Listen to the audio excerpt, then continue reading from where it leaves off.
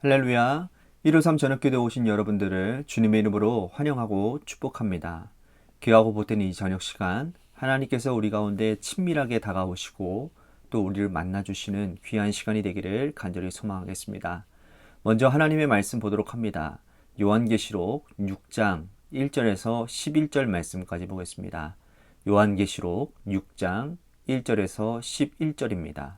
우리 다 같이 보겠습니다. 시작. 내가 봄에 어린 양이 7인 중에 하나를 떼시는데 그때에 내가 들으니 내 생물 중에 하나가 우레소리같이 말하되 오라 하기로. 이에 내가 보니 흰 말이 있는데 그 탄자가 활을 가졌고 면류관을 받고 나아가서 이기고 또 이기려고 하더라. 둘째 인을 떼실 때에 내가 들으니 둘째 생물이 말하되 오라 하니. 이에 다른 붉은 말이 나오더라. 그 탄자가 허락을 받아 땅에서 화평을 제하여 버리며 서로 죽이게 하고 또 큰 칼을 받았더라. 셋째 인을 떼실 때에 내가 들으니 셋째 생물이 말하되 오라 하기로. 내가 보니 검은 말이 나오는데 그 탄자가 손에 저울을 가졌더라.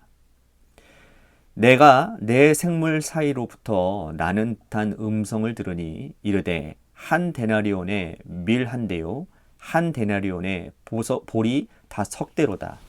또 감람류와 포도주는 해치지 말라 하더라. 넷째 인을 떼실 때에 내가 넷째 생물의 음성을 들으니 말하되 오라 하기로. 내가 봄에 청황색 말이 나오는데 그 탄자의 이름은 사망이니 음부가 그 뒤를 따르더라. 그들이 땅 4분의 1의 권세를 얻어 검과 흉년과 사망과 땅의 짐승로부터 죽이더라. 다섯째 인을 떼실 때에 내가 보니 하나님의 말씀과 그들이 가진 증거로 말미암아 죽임을 당한 영혼들이 제단 아래 있어 큰 소리로 불러 이르되 거룩하고 참되신 대주제여 땅에 거하는 자들을 심판하여 우리 피를 갚아주지 아니하시기를 어느 때까지 하시려 하나이까 하니. 각각 그들에게 흰 두루마기를 주시며 이르시되 아직 잠시 동안 쉬되 그들의 동무, 종들과 형제들도 자기처럼 죽임을 당하여 그 수가 차기까지 하라 하시더라. 아멘. 학생들이 두려워하고 공포를 느끼는 것은 아마 시험일 것입니다. 시험 칠 때 되면 항상 두렵고 그리고 시험 끝에 나오는 성적표를 집에 가지고 가는 것은 지금도 생각하면 참 떨리네요. 예. 그런데 모든 학생들이 그런 것은 아닙니다. 열심히 공부하고 최선을 다해서 실력을 갖고 가서 좋은 성적이 나온 학생들은 시험이 두렵지 않죠. 오히려 시험이 오는 것을 기대할 것입니다. 자신의 실력을 나타내고 뽐낼 수 있는 아주 좋은 자리라고 생각하기 때문이죠. 여러분, 세상의 종말이 있을 심판도 마찬가지일 것 같습니다. 하나님 앞에서 믿음 생활 성실히 하고 또 거듭난 자로서 정말 이 땅 가운데 수고하고 또 하나님의 은혜 안에서 정말 만족하고 자족하며 정말 성령 충만한 인생을 살았다면 아마 종말의 그 심판 때는 은혜로운 시간이 될 것입니다. 자, 여러분, 반면에 노아 시대처럼 120년의 시간을 주었지만 먹고 마시고 시집장가 가고 하나님의 말씀과는 상관없이 욕망대로 살았던 사람들에게 심판이라는 건 가장 무섭고 두려운 자리가 되겠죠. 심판 이후에 영원한 형벌이 주어지기 때문입니다. 그러므로 오늘 읽은 말씀은 하나님 안에 있는 자들에게 해당되어지지 않는 말씀이에요. 계시록에는 여러분 3번의 심판이 나옵니다. 7인의 심판, 그리고 7나팔의 심판, 그리고 7대접의 심판이 나와요. 그 중에 오늘은 7인 심판의 시작입니다. 사도 요한이 환상 중에 하늘에 열린 문을 보았죠. 그곳에 올라가서 보았는데 그곳에는 보좌가 있었고 보좌에는 하나님이 자정하셔서 이 세상을 통치하시는 모습을 보았어요. 그리고 그 하나님 주변에는 24장로들이 있었죠. 보좌에 앉으신 보좌에 앉으신 하나님 곁에 24장로들이 하나님을 찬양하고 있는 그런 천국을 바라보는데, 그런데 보좌에 앉으신 하나님의 손에 이 두루마리 하나가 들려 있었다라고 제가 지난번에 말씀드렸잖아요. 그런데 그 두루마리를 열고 읽을 자가 없단 말이에요. 그 사도 요한이 그것 때문에 통곡을 하고 있는데 어린 양 예수 그리스도께서 인을 떼실 수 있다라고 말씀을 하십니다. 그런데 어린 양이 이 두루마리의 인을 뗄 때마다 재앙이 일어나는 거예요, 이 땅에. 자, 6장은요, 그 첫 번째 인을 뗄 때부터 여섯 번째 인을 뗄 때까지 일어나는 재앙을 말합니다. 자, 첫 번째 인과 두 번째 인을 떼실 때에는 전쟁이 일어나요. 그 중에 둘째 인을 떼실 때에 일어난 전쟁입니다. 자, 오늘 우리가 읽은 3절, 4절 말씀 보십시오. 둘째 인을 떼실 때에 내가 들으니 둘째 생물이 말하되 오라 하니 이에 다른 붉은 말이 나오더라. 그 탄자가 허락을 받아 땅에서 화평을 제하여 버리고 서로 죽이게 하고 또 큰 칼을 받았더라. 자, 붉은 말을 탄자가 허락을 받아요. 허락을 하시는 분은 누구시겠어요? 하나님이시죠. 하나님께서 허락하신 후에 이 땅에 전쟁이 일어납니다. 그러므로 종말에 일어나는 전쟁은 하나님의 허락으로 일어나는 거예요. 세상의 악한 왕들이 일으키는 전쟁도 하나님의 주권 아래에 있다라고 말씀을 하는 거죠. 이를 통해서 하나님의 은혜를 사모하지 않고 죄 짓는 자들은 심판하실 거라는 겁니다. 자, 세 번째 인을 떼실 때에 일어나는 일인데요. 우리 5절, 6절 말씀 보겠습니다. 셋째 인을 떼실 때에 내가 들으니 셋째 생물이 말하되 오라 하기로 내가 보니 검은 말이 나오는데 그 탄자가 손에 저울을 가졌더라. 내가 내 생물 사이로부터 나는 음성을 들으니 이르되 한 데나리온의 밀 한 대요 한 데나리온의 보리 석 대로다. 또 감람류와 포도주는 해치지 말라 하더라. 자, 이건 뭘 말하는 걸까요? 터무니없는 가격으로 이 땅의 경제 질서가 무너진다라는 거예요. 그러니까 검은 말을 탄 자가 손에 저울을 가졌다고 그랬잖아요. 자, 정당한 계산이 아닌 거예요. 보세요. 한 데나리온이 노동자 하루의 품값이잖아요. 그런데 열심히 벌어서 한 데나리온으로 뭘 사는 거예요? 밀 한 대와 보리 석 대를 살 것이라는 거예요. 감람류와 포도주는 여전히 해치지 않고 여전히 거리되어지고 있어요. 그런데 이 말씀을 여러분들이 꼼꼼히 읽어보면 이 정도 물가라면 견딜 수 있겠다라고 생각을 합니다. 합리적인 가격은 아니지만 하루 벌어서 밀 한 대, 보리 석 대, 감람나무 기름도 포도주도 존재한다면 아직까지는 살만하다라고 생각하지 않겠습니까? 그렇습니다. 여러분, 하나님께서 내리시는 심판, 첫 번째 재앙인 일곱 인의 재앙은요, 견딜 만한 재앙이에요. 이 때문에 사람들은 회개하지 않아요. 아직까지 견딜 수 있다고 생각하고 버틸 수 있다고 생각하기 때문이에요. 이것이 여러분 얼마나 큰 교만인지 모릅니다. 하나님께서 인간을 심판하시기 전에는 여러분 기회를 주신다고 제가 몇 번이나 말씀드리잖아요. 여러 번 오랫동안 인내하고 기다리시는 거예요.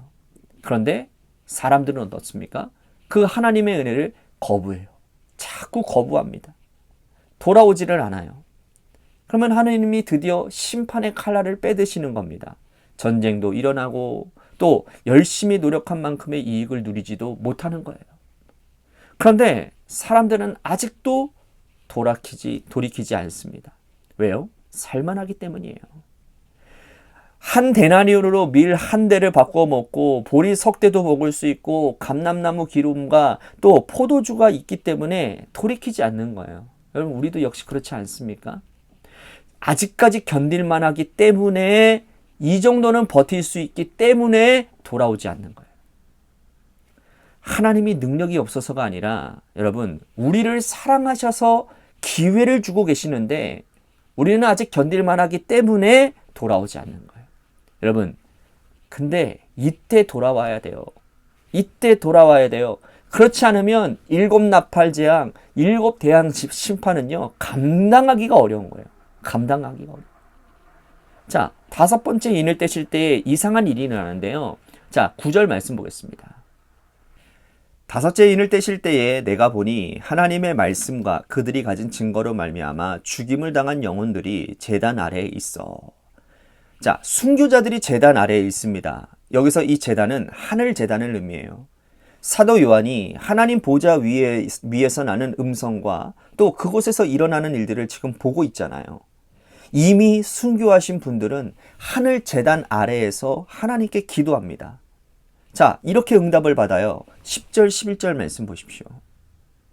큰 소리를 불러 이르되 거룩하고 참되신 대주제여 땅에 거하는 자들을 심판하여 우리 피를 갚아주지 아니하시기를 어느 때까지 하시려 하나이까 하니 각각 그들에게 흰 두루마리를 주시며 이르시되 아직 잠시 동안 쉬되 그들의 동무 종들과 형제들도 차기처럼 죽임당하여 그 수치가 차기까지 하라 하시더라.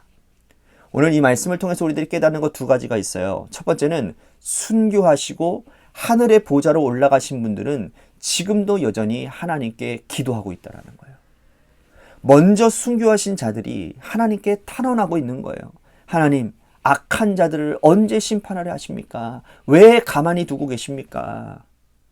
이 땅을 먼저 떠나가신 믿음의 선조들, 우리와 함께 하시다가 먼저 하늘나라 백성 되신 분들도 하늘에서 이 땅을 위하여 우리를 위해 중보하고 계신다라는 거예요. 그런데 그 기도 소리를 들으신 하나님의 응답이 아직까지 때가 이르지 않았다고, 더 많은 순교자가 피를 흘리고 순교한 후에 이 땅을 심판하시겠다고 말씀하는 거예요. 이 말씀은 하나님이 이 땅에 있는 자들이 한 사람이라도 더 돌아올 때까지 참고 기다리시겠다라는 하나님의 의지인 거예요. 그렇다면 우리에게 주신 사명은 뭡니까? 우리에게 주신 사명은 뭘까요? 사명은 다름 아닌 말씀 전파와 전도인 거예요. 열심히 전해야 돼요.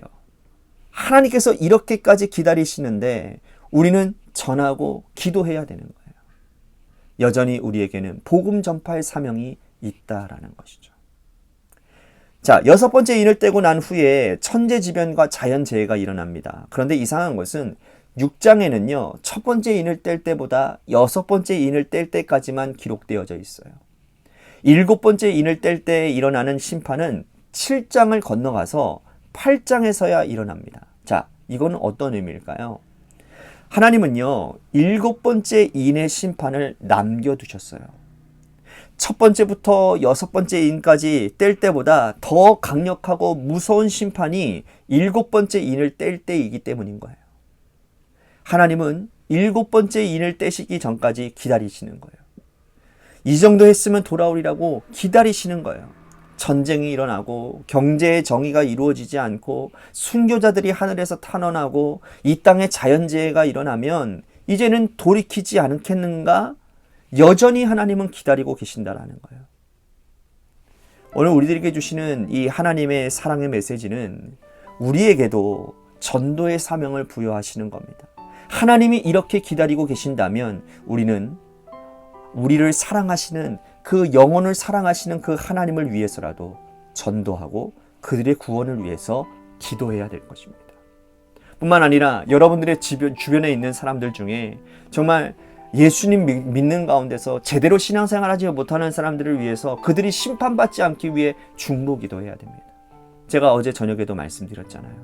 우리가 우리 주변에 내 가족 가운데 정말 하나님의 심판을 받아야 될 수밖에 없는 그런 상황인데도 불구하고 여전히 멀쩡하게 잘 지내는 사람들이 있다는 건 왜 그렇습니까? 그 사람을 위해서 기도하고 있는 사람이 있기 때문에요. 그 사람을 위해서 아내가 기도하고 있든 목사님이 기도하고 있든 교회 공동체가 기도하고 있든 어떤 사람들이 기도하기 때문에 하나님이 그 사람을 향한 심판을 지금 미루고 있는 거예요. 그리고 그에게 기회를 주고 있다는 것이죠. 여러분, 오늘 우리가 그 영혼들이 여러분들 주변에 있다면 기도해야 돼요. 그 영혼이 심판받아 멸망당하지 않도록 우리는 기도해야 되는 겁니다. 오늘 하나님께서 주신 이 사명을 여러분들 마음에 새기고 여러분들이 생명 살리고 정말 멸망받아 마땅한 그런 사람들을 심판에서부터 생명을 얻게 하는 그런 중보자의 역할을 감당하는 그런 은혜가 있으시기를 주님의 이름으로 간절히 축복하겠습니다. 오늘 말씀 생각하면서 우리 같이 기도했으면 좋겠습니다. 이 땅을 심판하시는 하나님의 아픈 마음을 기억하고 그 하나님의 아픈 마음을 우리들이 품고 정말 중보 기도하는 사람, 정말 멸망에서 생명으로 이끌기 위해 중보 기도하고 그 영혼들에게 복음을 전파하는 그런 사람이 되게 해달라고 우리 같이 기도했으면 좋겠습니다. 또 한 가지 우리 교회를 위해서 간절히 기도합시다. 하나님께서 정말 멸망받아 마땅한 우리들을 구원하여 주신 그 은혜의 감격한 교회, 그래서 생명을 나누기에 힘쓰는 교회, 정말 한 영혼 한 영혼들을 구원하기 위해 애씀이 있는 그런 교회가 되게 달라. 또 한 가지는 육신의 질병으로 고통당하는 우리 이지후 어린이를 위해서, 또한 여러분들의 삶의 자리와 여러분들의 자녀들을 위해서, 또한 우리 박준혁 형제님을 위해서도 기도해 주시기를 바라겠습니다. 우리 노래 끝날 때까지 합심하여 기도하도록 하겠습니다. 기도하시겠습니다.